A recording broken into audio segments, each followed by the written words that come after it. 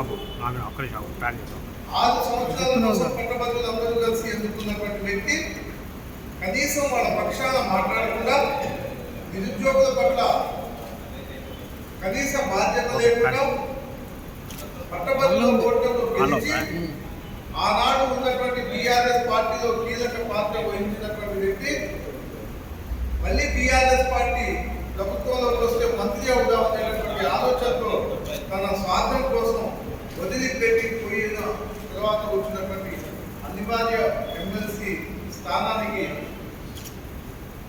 అందరికీ తెలిసినటువంటి గత 10 సంవత్సరాల నుంచి ప్రజా పోరాటాలు చేస్తున్నటువంటి వ్యక్తి ఒక క్యూ న్యూస్ యూట్యూబ్ ఛానల్ ద్వారా ప్రజల పక్షాన మాట్లాడినటువంటి వ్యక్తి కాంగ్రెస్ పార్టీ బీఫామ్ ఇచ్చేసి ఖమ్మం, నల్గొండ, వరంగల్ పట్టభద్రుల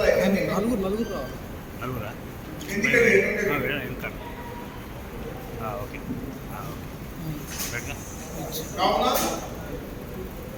గత అసెంబ్లీ ఎన్నికల్లోనూ పార్లమెంట్ ఎన్నికల్లోనూ ఇండియా కూటమిలో భాగస్వామైనటువంటి పార్టీలన్నీ కలిసి ఏకతాటిపైకి వచ్చి ఈ రాష్ట్రంలో కాంగ్రెస్ పార్టీ వచ్చేందుకు అలాగే కేంద్రంలో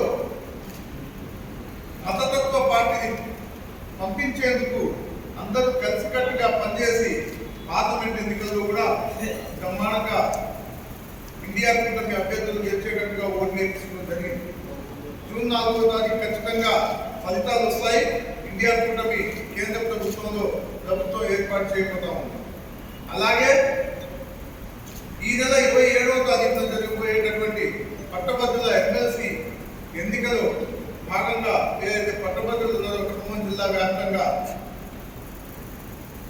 కాంగ్రెస్ పార్టీ అభ్యర్థి అయినటువంటి సిపిఐ, సిపిఎం, టీడీపీ, టీజేఎస్, ఆప్ పార్టీ అన్ని పార్టీలు మద్దతు ఇస్తున్నాయి. కాబట్టి పెద్ద సంఖ్యలో కూడా పట్టభద్రులందరూ కూడా ఉద్యోగస్తులు అందరూ ఓట్లేసి పెద్ద మెజార్టీతో గెలిపించాలని చెప్పేసి అన్ని పార్టీల నాయకులు అందరూ కలిసి ఇక్కడ ఈరోజు పత్రికా సమావేశం నిర్వహించడం. ఈరోజు ముఖ్యాంశం ఈ ఉద్దేశం కూడా ఆల్రెడీ జావేద్ అని చెప్పాడు. విఘ్నులైనటువంటి ఖమ్మం, నల్లగొండ, వరంగల్ జిల్లా ఉమ్మడి జిల్లాల రాజకీయ కోటలకి అయినటువంటి పెన్షనర్లు, ఉద్యోగులు, నిరుద్యోగులు, ముఖ్యంగా విద్యార్థులు, వ్యాపార వర్గాలు అన్ని వర్గాల రాజకీయ కోటలకి విజ్ఞప్తి ఏమిటి? ఆమ్ ఆద్మీ పార్టీ విజ్ఞప్తి తీర్మాన్ వల్లనే గెలిపించండి. ఎందుకు తీర్మాన్ వల్లనే గెలిపించాల్సినటువంటి ఆవశ్యకత ఉన్నది అని అనుకున్నప్పుడు పల్లా రాజేశ్వర రెడ్డి గారు నిండా 2 ఏళ్ళు నిండకుండానే వేల రూపాయల బొమ్మనిచ్చి కోదండరామ్ గారు తీర్మాన్ వల్ల నేను కూడా పోటీ చేశాను. అప్పుడు అభ్యర్థిగా ఆమ్ ఆద్మీ పార్టీ తరఫున అంతా పోటీ చేసినప్పటికీ గుమ్మనిచ్చి గెలిచి 2 సంవత్సరాలు కాకుండానే మన స్వార్థం కోసం ఎమ్మెల్యేగా అయిపోయింది.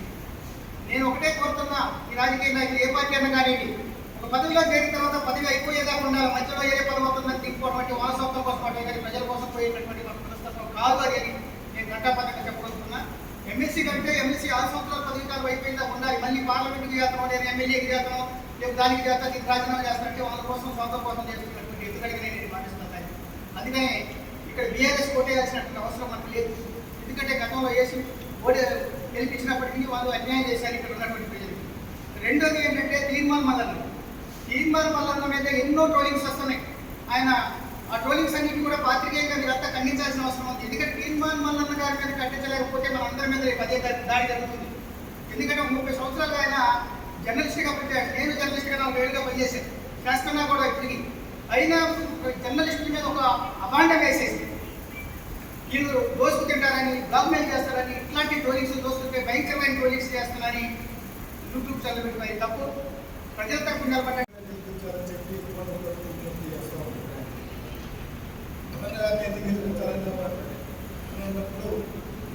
ఈ దేశంలో ప్రశ్నించే గొంతుకు నేను ముందు వేస్తూ ఉంటాను.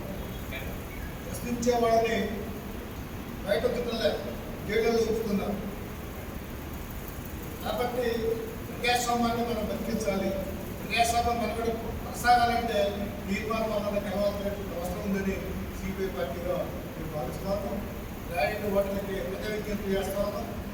ఈ దేశం వైషమ్యాలతో నింపే ప్రయత్నం బీజేపీ చేస్తా ఉన్నది. అందరూ ఒకే నినాదంతో ఇండియాతోటి తీర్మానాలను గెలిపించాలని భారత కమ్యూనిస్ట్ పార్టీ రాయని ఓట్లందరినీ కూడా విజ్ఞప్తి చేస్తాం. ఈరోజు ఈ ప్రెస్ మీట్ ఉద్దేశాన్ని జావేద్ గారు చెప్పారు. ఈ నెల 27వ తారీఖున జరగబోయే పట్టభద్రుల ఎన్నికల్లో కాంగ్రెస్ పార్టీ అభ్యర్థి అయిన తీన్మార్ మల్లన్నని సిపిఎం పార్టీగా మేము సపోర్ట్ చేస్తున్నాం. మాతో పాటు మిగతా సిపిఐ కానీ, ఆప్ పార్టీ కానీ, టీడీపీ కానీ, టీజేఎస్ అందరూ కూడా వీళ్ళే కాకుండా బయట ఉన్న ఎమ్మెల్యే పార్టీలు కూడా కాంగ్రెస్ పార్టీని అభ్యర్థి అయిన తీన్మార్ మల్లన్నని సపోర్ట్ చేసిన పరిస్థితి కూడా ఉన్నది. మంచి ఆదరణ ఇలా పట్టభద్రుల్లో ఉన్నది. తీన్మార్ మల్లన్నకి ఓటేయాలి, ఆయన గెలిపించాలనే ఆలోచన ఈ పట్టభద్రుల్లో స్పష్టంగా కనిపిస్తున్న పరిస్థితి కూడా ఉన్నది. అట్లాగే ఇవాళ మళ్ళీ గతంలో బీజేపీ నుంచి పోటీ చేసిన రేవంత్ రెడ్డి పోటీ చేస్తున్నాడు. సాధారణంగానే బీజేపీ ఇలా దేశంలో ప్రజల మధ్యన చిలిక పట్టుకొచ్చి అది మతాల పేరుతో కానీ, కులాల పేరుతో కానీ ఇట్లా చిలుకలు పట్టుకొచ్చి ప్రయత్నం బీజేపీ చేస్తున్నది. సాక్షాత్ ప్రధానమంత్రి హిందువులు ముస్లింలు మాట్లాడే మాట ముందు తీసుకురావడం జరిగింది. ఇవన్నీ మనం చూసాం పేపర్లలో.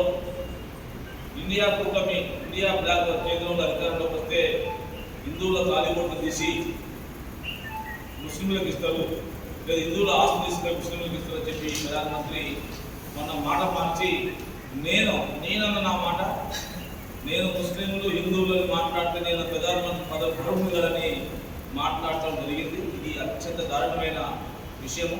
అందుకోసమే ఆ పార్టీ తరఫున పోటీ చేస్తున్న